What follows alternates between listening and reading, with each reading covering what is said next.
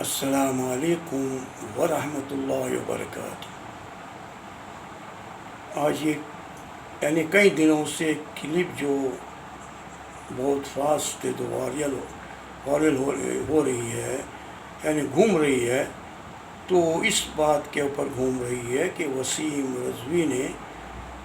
مسلمان سے ہندو بن گیا۔ ابھی وسیم رضوی مسلمان سے ہندو بن گیا تو میرے ہندو بھائیوں کو نہیں معلوم ہے کہ وسیم رضوی نہ پہلے مسلمان تھا نہ اب مسلمان ہے۔ وسیم رضوی وہ شخص ہے جو رافضی ہے، یعنی پہلے بھی مسلمان نہیں تھا اور آج بھی مسلمان نہیں ہے۔ میں اپنے ہندو بھائیوں اور بہنوں کے دل میں اس بات کو بٹھانا چاہتا ہوں، یہ رافضی جو تھا، یہ ملعون جو تھا، یہ پہلے نہ مسلمان تھا، اب اس نے مسلمان نہ رہا۔ اسے قرآن سے الرجی تھی، اللہ کے رسول صلی اللہ علیہ وسلم سے اس کو بغض تھا، نہ یہ اپنے ماں باپ کا ہو سکا، نہ اپنے بیوی بچوں کا ہو سکا، نہ یہ اپنے ہندوستان کا ہو سکا۔ تو میرے بھائیوں، یہ آپ کا کیسا ہو جائے گا؟ یعنی اس رافضی ملعون کو اللہ کے رسول صلی اللہ علیہ وسلم سے نفرت ہے، اللہ کے کلام پاک سے نفرت ہے۔ اس نے اللہ پاک نے کیا کر دیا آپ سوچیں؟ اللہ رب العزت نے اللہ کے پاک کلام کے اوپر 26 آیتوں کو نکال کے باہر کرنے کا جو پلان بنا دیا، تو اللہ سبحانہ و تعالیٰ نے اس ملعون کو اسلام کے دائرے سے باہر پھینک دیا۔ اور یہ آدمی پہلے بھی اسلام کے دائرے میں نہیں تھا۔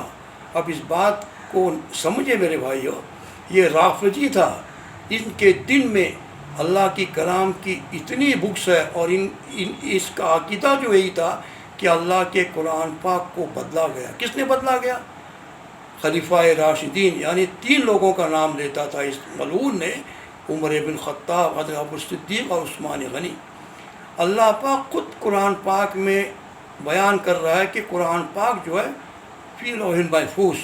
یعنی اللہ پاک کہہ رہے ہیں کہ اس قرآن پاک کو میں نے اتارا اور روز قیامت تک میں اس کی حفاظت کروں گا۔ دنیا میں کیسے کیسے جلاد آئے، فرعون آئے، ملعون آئے، کیسے کیسے بڑے ظالم آئے جو قرآن کریم کی آیات کو چینج کرنے اور اس کے میننگ کو بدلانے کی اتنی کوشش کی، الحمدللہ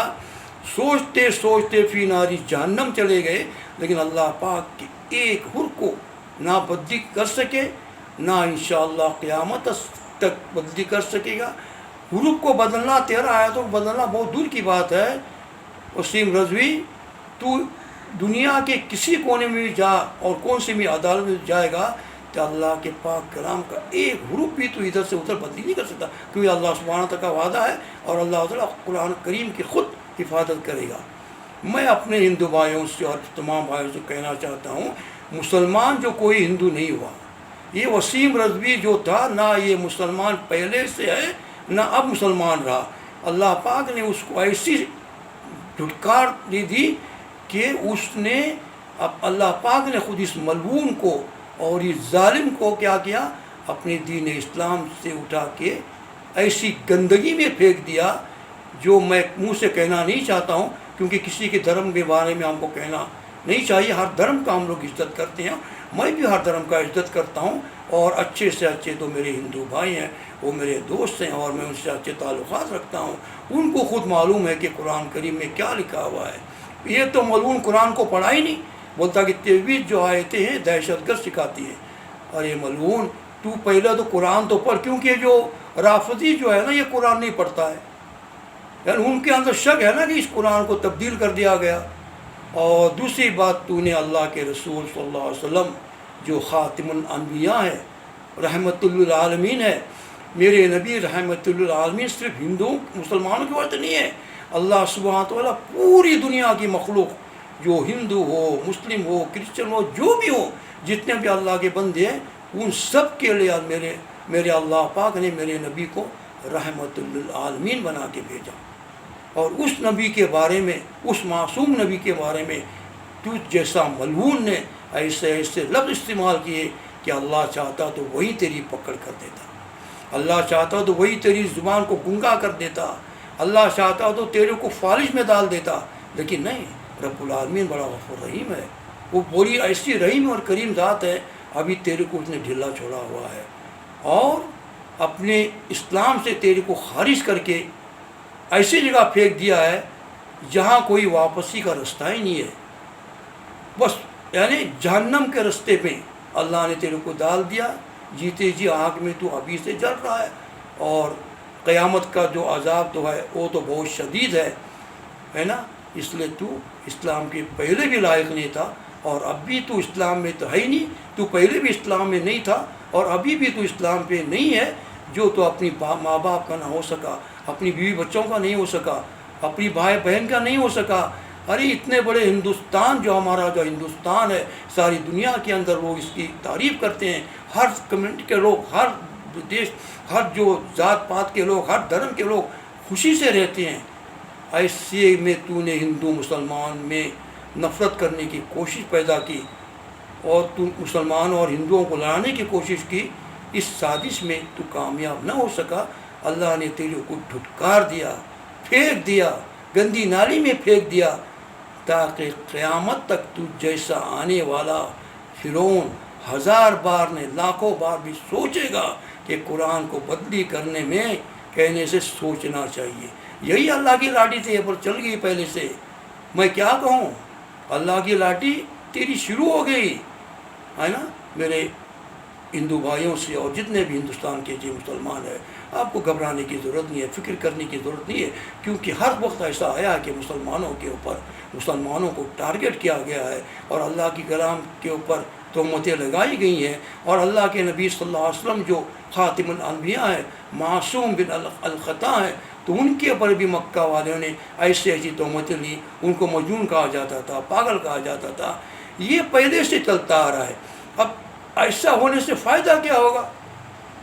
اگر آدمی اسلام کو بدنام کرے گا، کوئی بھی کمیونٹی کا آدمی ہو، ہندو ہو، مسلم ہو، کوئی بھی اسلام کو بدنام کرے گا، اللہ کے قرآن پاک کو بدنام کرنے کی کوشش کرے گا، نبی صلی اللہ علیہ وسلم کی جو ہستی کے اوپر کیچڑ اتارنا شروع کرے گا، اس میں فائدہ ہوگا مسلمانوں کو ہی، اس سے اسلام اور بڑھے گا۔ اس لیے میرے نبی صلی اللہ علیہ وسلم کی جو عزت ہے نا، وہ تو کم نہیں ہوئی، اللہ نے ان کو ایسی عزت دی، وَرَفَعْنَا لَكَ ذِكْرَكَ، قرآن میں اس کا تذکرہ کر دیا اللہ پاک نے، میری نبی کی عزت، وَرَفَعْنَا لَكَ ذِكْرَكَ، میری نبی کی عزت نہ کس کو ملی ہے، نہ قیامت تک کس کو ملے گی، میرے نبی جیسا کوئی بشر نہ ابھی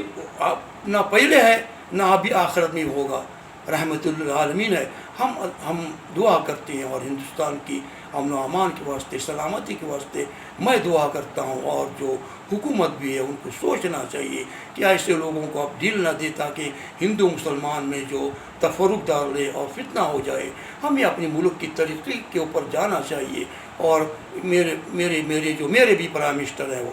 نریندر مودی صاحب ہیں، وہ سارے ہندوستان کے ہمارے پرائم منسٹر ہیں، میرے بھی پرائم منسٹر ہیں، ہم اس سے بات کر سکتے ہیں، سوال کر سکتے ہیں۔ میں میرے پرائم منسٹر سے، مودی جی سے اپیل کرنا چاہتا ہوں، ایسے لوگوں کو اب ڈھیلا نہ چھوڑے، ایسے لوگ جو دنیا میں آزاد گھومنے کے لائق نہیں رہتے، ایسے لوگوں کا جو ٹھکانہ ہے جو جیل خانے کے پیچھے ہے، تاکہ کسی کے دھرم کے بارے میں کوئی بھی کہتا ہے اس کو آپ کڑی سے کڑی سزا دیجئے۔ اور یہ جو ہمارا ہندوستان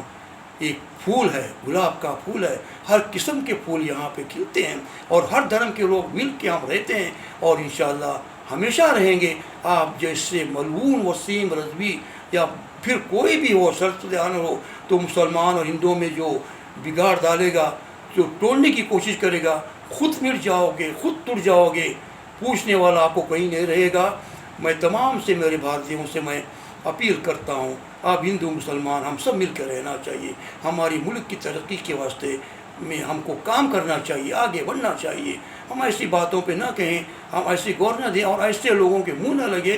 جو وسیم رضوی جیسے ہیں نا، یہ اپنے خود نہیں ہوئے،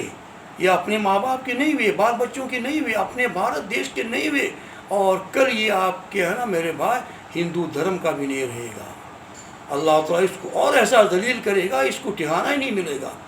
میں اللہ سے دعا کرتا ہوں کہ اللہ پاک ساری دنیا میں امن و امان عطا کرے، اور اللہ پاک ہر اپنے بندے کے اوپر رحم کرے، چاہے ہندو ہو مسلمان ہو، ہم سب اللہ کے بندے ہیں۔ آئیے اللہ کی طرف آئیے، اللہ نبی صلی اللہ علیہ وسلم کی سنت طرف آئیے، ان کی جو ہدایت پہ آئیے، کیونکہ ایک اللہ ایک ایشور کی ہم عبادت کریں، وہی ہمارے لیے لائق ہے۔ اللہ ہم سب کی حفاظت کرے اور سب لوگوں کی حفاظت کرے۔ جے ہند،